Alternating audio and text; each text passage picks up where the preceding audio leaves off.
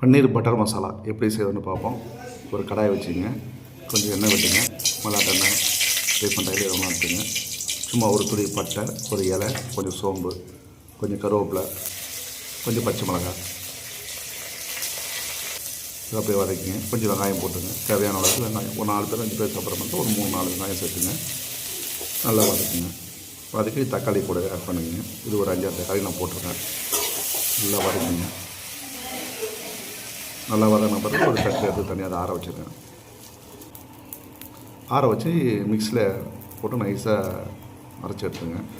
இப்போ மறுபடியும் ஒரு வானலை நல்லா அந்த வானலில் நல்லா சுத்தமாக வாஷ் பண்ணிட்டு கொஞ்சம் எண்ணெயை விட்டு கொஞ்சம் ஜீரகம், ஒரு பட்டை, ஒரு இலை, ஜீரகம் போட்டேன். ஜீரகம் நல்லாயிருக்கும். கொஞ்சம் லைட்டாக போட்டுங்க. அப்புறம் இஞ்சி பூண்டு சிறிதளவு போட்டு வச்சு அந்த இஞ்சி பூண்டு கொஞ்சம் நல்லா வதக்குங்க. வதக்கிட்டு வெங்காயத்தை கொஞ்சம் இந்தமாதிரி சைஸு கொஞ்சம் பெருசாக கொஞ்சம் கட் பண்ணி, நம்ம கடாயெல்லாம் போடுவாங்க பாருங்கள், ஹோட்டலில் போய் வாங்கினா கடாய் போடுவாங்க, அந்த மாதிரி சைஸில் கொஞ்சம் கட் பண்ணி, அது கொஞ்சம் குடமிளகா கட் பண்ணி கொஞ்சம் மீடியமாக, ரொம்ப வதக்கக்கூடாது, நார்மலான பக்குவத்தில் அதை வதக்கி எடுத்துட்டு இந்த அரைச்சி வச்ச பேஸ்ட்டு இப்போ அதெல்லாம் நம்ம விட்டுறோம். விட்டுட்டு இதை கொஞ்சம் தேவையான தண்ணி கொஞ்சம் அலசி ஊற்றிங்க. அமுல் பன்னீர்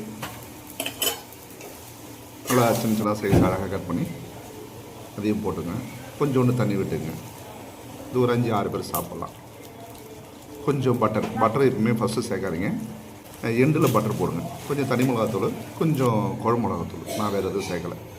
தனி மிளகாத்தூள் கொஞ்சம், குழம்பு மிளகாத்தூள், வீட்டு மிளகாத்தூள் கொஞ்சம், கிசானில் டொமேட்டோ சாஸ் கொஞ்சம் ஊற்றுங்க.